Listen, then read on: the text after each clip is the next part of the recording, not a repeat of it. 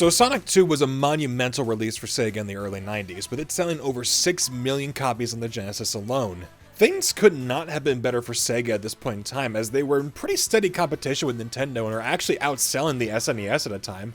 With the second model of the Genesis being sold at a lower price and usually come bundled with Sonic 2, units were flying off the shelves. As both companies were approaching the mid-90s and therefore approaching the next generation in gaming, they were looking for ways to uproot each other and get a few steps forward in the competition. Nintendo was quickly gaining speed and selling more consoles, with them focusing on their exclusive games and revamp the ad campaign. So a lot of pressure was on Sega to up their game and to give people a reason to side with them over Nintendo. Now, before I continue talking about Sega's plans for the future, excuse me, I've got to take out the garbage.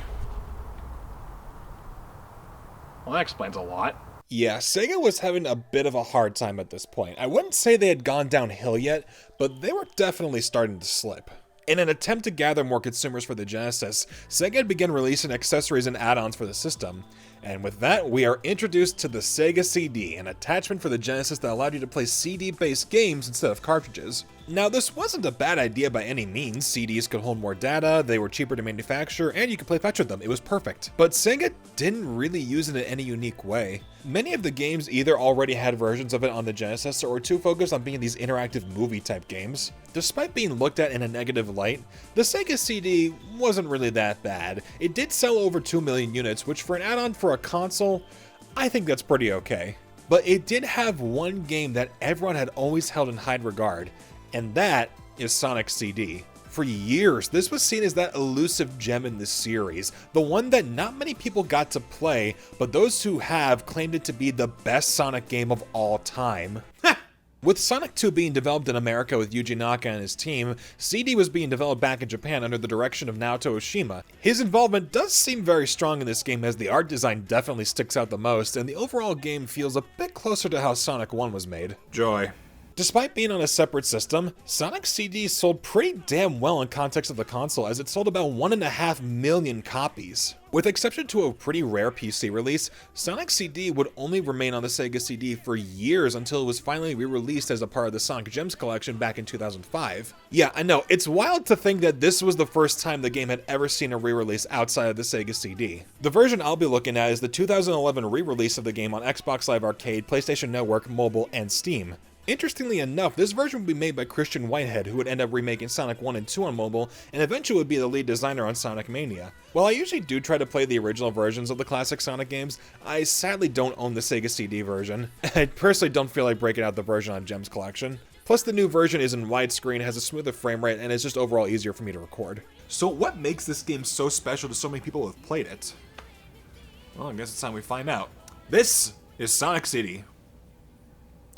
Well, I mean, this is Gems Collection. CD's on my computer. I can't hold up a box for a computer game because it's a digital file. Unless I punch through the screen. So to go over the plot, Dr. Robotnik has chained a planet to the ground. And wants to take over the world. Oh, thank God. He's in the process of roboticizing the planet to act as a massive power station to build his empire. And on top of that, he's using these 7 time stones to go back in time and place robot generators in the past. Okay, we're 3 games in and we're already doing time travel. Oh, I can see this being good later on. Okay, in all seriousness, the time travel really doesn't play a big part in the game's story. It's more just used for gameplay purposes, which I'll get into in a second. Now that's all fun and cool, but the cool thing is that for once we actually have that all established to us via an animated opening courtesy of Toei Animation. This to me encapsulates what classic Sonic is supposed to be, adventurous and determined with a bit of fun and cockiness, and all of that is displayed in this opening. It's so fluent and gorgeous, the colors pop so well, and just look at how much it moves. This opening is fantastic. Which kind of makes it all the worse knowing that it was completely butchered when brought to the Sega CD. I mean, look at how choppy and pixelated it is. None of the flow and detail comes through here at all. This is a showcase of art. This is someone doing their PowerPoint presentation the night before it's due. But let's not pretend the HD version does it any better though. As you can see, the original is displayed like this, and now... Oh God. Why would they stretch it out like this? It just looks... wrong. The Sega CD wasn't very powerful, so I can at least give it some leeway there, but this This is just inexcusable. I don't think anyone would have complained if they displayed the cutscene normally. And it's just kind of weird to me since this version adds so much to the game and tries to make it as faithful and great as possible, and yet for some reason they messed this up. On top of the animated intro, we also get 2 new characters introduced to this series. The first being Amy Rose, who only appears in 3 stages. Okay. Has a massive crush on Sonic. Why? And the only thing she could do is give you a hug. You know, I could use one. Then we have Metal Sonic, created by Dr. Robotnik to defeat the regular Sonic. Now this to me is a rival character done right. It's the complete antithesis of Sonic personality-wise, but in terms of abilities, they're very similar. Extremely fast, extremely nimble, and extremely powerful. The difference is, while Sonic is extremely fun and playful, Metal Sonic is just cold and silent and only has one goal in mind: be the real Sonic. That, and I really like his design and how it's a bit more menacing than some of the other robots in the game. Now on to the game itself, and upon looking at it, yep, that is Sonic alright. You go fast, get rings, and kill robots. Controls are pretty much the same as last time. We can run, jump, and roll. The spin dash is back, and it's a little thing I like to call worse. For some reason, the spin dash in the original run of this game had to be revved up before you could actually use it, which is lame. It completely kills the flow so much here. Now granted, it was probably done that way to highlight a new move Sonic can do in this game called the Super Peel Out. This time by holding up and pressing the jump button, Sonic's feet turn into a figure 8 and then you blast off at top speed. On paper, this move is totally fine. It's another way to get speed really quickly. In practice, yes, it works, but you're completely vulnerable when you use it. It's not like the spin dash that can destroy enemies. If you run into them like this, you'll still get hit. So on one end, we have a move that does damage but is slow to use, and on the other, we have a move that's super fast and can get me killed. It's like trying to eat soup with a knife. Thankfully, the HD version gives you the option to switch to the more traditional spin dash, which is a godsend, and hands down the reason why this version is automatically better. Now on to the levels, and well, it looks like someone had a field day here. Sonic CD is super colorful. They wanted to push what the Sega CD could do, and well, they definitely succeeded. Every stage is filled to the brim with color and detail, which is both a blessing and a curse. While the game is visually very distinct, it's also kind of hard to make out what exactly is going on in the levels. Nothing really stands out between a lot of the stages outside of the fact that this one has a lot of pink, and this one has a lot of gold, or this one gives me a seizure. It feels like the art director for this game was like, okay, everybody, here's my pitch for Sonic CD.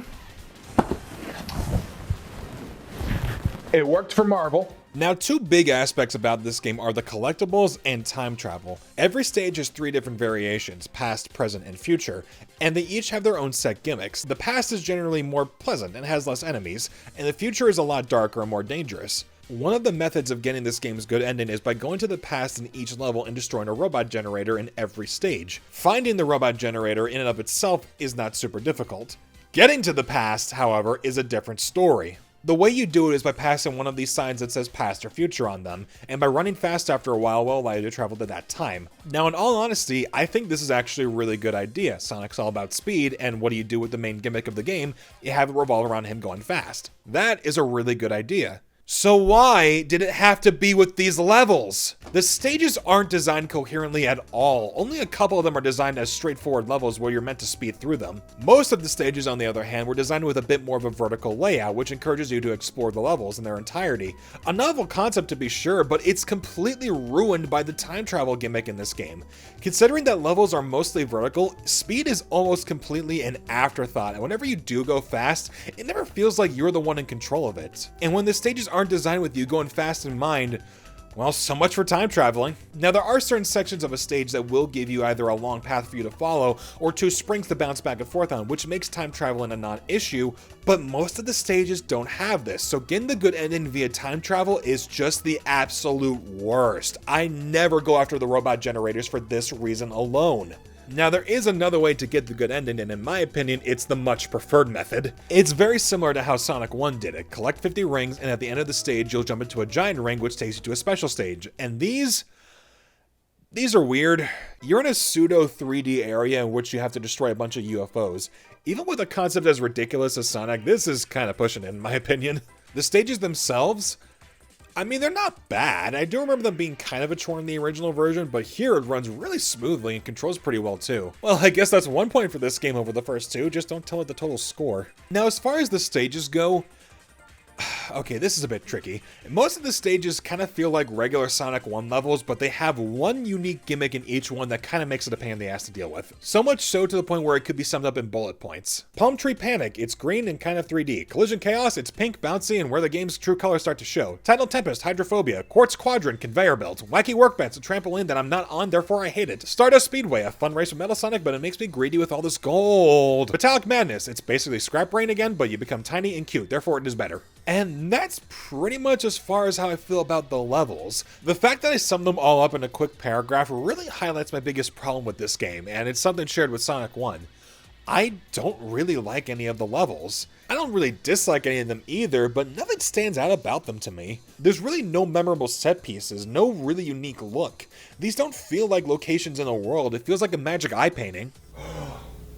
It's a hedgehog. The fact that you can travel through time is interesting, but when the stages aren't identifiable at all, the alternate versions don't really stand out as much. This concept, however, is not bad by any means. Imagine if it was used in the other games, a dark future version of Green Hill Zone, or a past version of Chemical Plant when it was still under construction. That would be amazing. But whenever a new idea is used in this game, it feels like it's overused to the point where it feels more like a gimmick. Now, in all fairness, some of the new ideas do really work. For example, I really dig the bosses, where instead of landing 8 hits and calling it a day, most of them actually require you to break down Robotnik's defenses just to get 1 hit on him. I actually really like that idea. It's not super in-depth, but it does add a new type of strategy to the game. The bosses, to me, are probably the biggest highlight and showed probably the most creativity gameplay-wise. But that's kind of a problem when it's just the bosses and not for the entirety of the game. So that was Sonic CD. Yeah, I don't know how to feel about this game either. Technically, it's fine. I don't think there are any serious problems with the game, but I really can't bring myself to say it's that good either. I like a lot of the new ideas it brings, the way time travel works makes a lot of sense, the new characters are a nice addition, and the animated cutscenes are an absolutely gorgeous sight to behold. But similar to the first game, it feels like a lot of decent ideas that weren't followed all the way through or just weren't implemented well at all. The levels just aren't super interesting to play through. The graphics, while colorful and detailed, are also super cluttered and kind of busy, which in a lot of ways kind of makes each section of this game feel less unique. Honestly, a lot of this just feels like a lot of weird experiments that should have been left at that. I don't hate this game, there are a lot of good qualities, one of them of course being the soundtrack. Sonic CD actually had 2 soundtracks upon its release, one for America and one for Japan, with both being available in the HD version, and it's all really great stuff. I especially love Quartz Quadrant's Japanese theme. Overall, I feel the game really is just going to depend on how players feel about it. I've seen many people label this as one of the best Sonic games in existence. I don't necessarily agree with that, but I can understand why people like it as much as they do. It's a very different and unique classic Sonic game, which I imagine would resonate a lot with a bunch of different people. It's just not for me personally. I'd say it is worth checking out and forming your own opinion on it though. If you were to play any version of this game at all, then get the HD version. Again, all the quality of life improvements are awesome, it's more readily available, it's really cheap to get, the new soundtracks are really great, and also it adds a playable Tails who can fly around and give these stages a new type of fun. Honestly, I'd say he's probably the better character for this game to play because of how vertical the stages are. If you do decide to get this game on consoles, then keep in mind it's only available on Xbox 360 and PlayStation 3, so you might have to do a bit of digging to play it that way. But you can get the PC and mobile versions on literally any device and it runs just fine. Sonic CD is a weird entry to be sure, but it's an important one. I'm a little bummed out that it's not quite as fleshed out or as focused as I would like it to be. But it's still classic Sonic at the end of the day, so you're at least going to get some enjoyment out of it.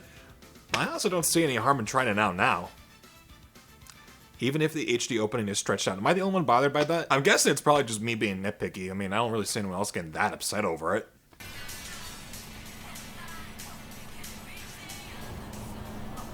What the f*** is this?